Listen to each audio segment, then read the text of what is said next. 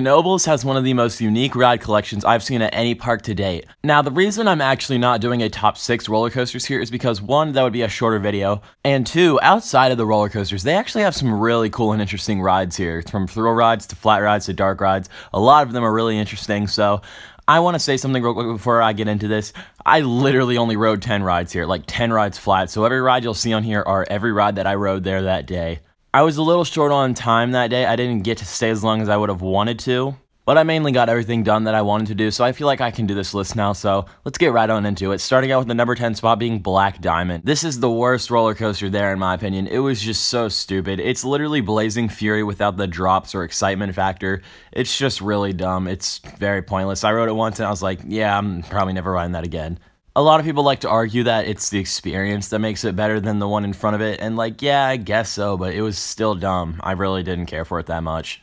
Number 9 is going to be KOZMOS Curves. This is the E&F Miller kiddie coaster here, and holy crap, it was kind of aggressive actually. One of the better kiddie coasters I've ridden, maybe even the best. This thing was just tearing you up at the end of the ride. Those airtime hills, there's actually fairly decent airtime. Like, you're not really coming out of your seat logistically, but you're just kind of getting thrown forward, so it's a really weird feeling, and it was kind of cool. I liked how aggressive it was, but hey, anything's better than Black Diamond.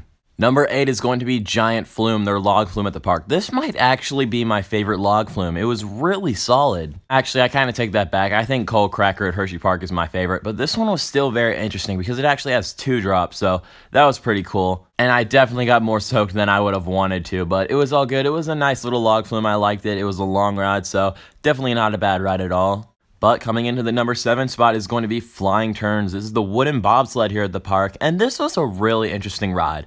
I walked in expecting something kind of weak like Avalanche, but I came out going, wow, that was really short, but it actually had some forces to it. Like, it was really forceful for a ride that size. I was kind of shocked. Number 6 is going to be Haunted Mansion. This thing was just weird. This was so cheesy. I loved it, and I love how cheesy it was because it felt really sketchy in there, so it was just such an awesome feeling. And the scariest part, well, quote-unquote scariest, I guess for some people, would actually be the truck honking the horn at the end. It was so freaking loud, I hated it. But the actual ride itself was not even that scary, really. It was just cheesy and just kind of sketchy all at the same time. But I loved it. It was just so cool and weird. I love that thing.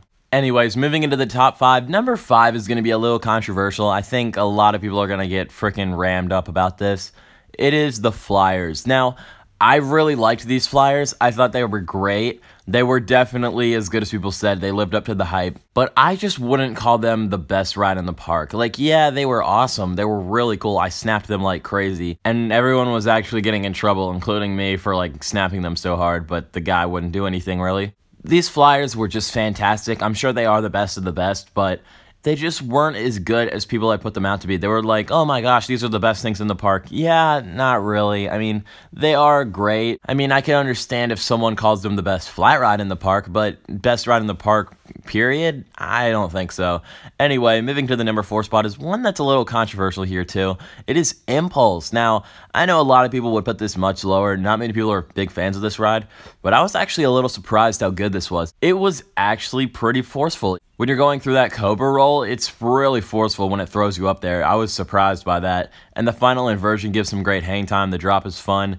I mean, there's just quite a few elements on this ride that I really liked. I think it's a very underrated coaster. Nothing insane, but it was still a really fun ride. Into the top 3 was my favorite flat ride here. This was the Drop Tower Stratosphere.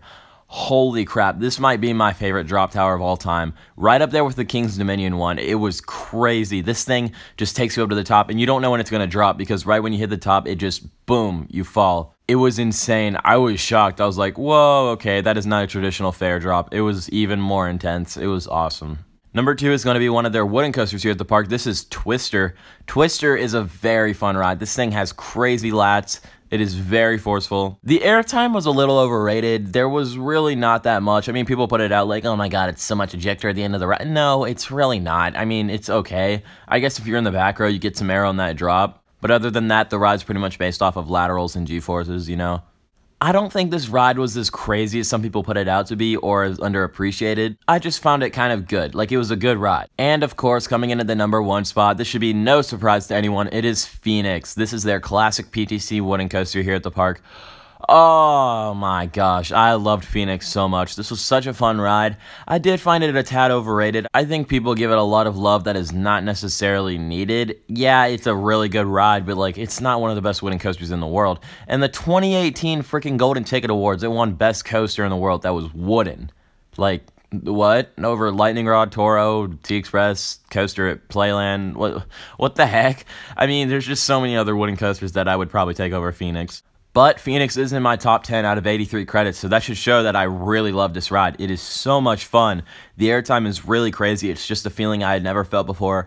Buzz bars make it that much better, and I'm really looking forward to Coaster at P&E Playland now because that is technically the better version of Phoenix, so I'm sure that'll be incredible, but yeah, this was my top 10 rides at Knoebels. You can include it as roller coasters, thrill rides, flat rides, dark rides, everything you want. I literally only rode 10 rides here, and you saw every single one of them on this list. So hopefully one day when I'll go back, I'll get to ride them again. But I'm probably not planning on going back anytime soon because it was a good park, but like it's just not somewhere I would want to go every single year. Like yeah, it was fun, it was unique and all, which was awesome, but it just definitely wasn't as good to the point where I just want to keep coming back every single year, you know? But it was still a fun time. I liked all the rides here. They were a lot of fun. Some of them more sketchy than others, but that was a good thing. So yeah, this has been my top 10 rides at Knoebels, and don't forget to like and subscribe, and until next time, Coaster fans, I will see you later.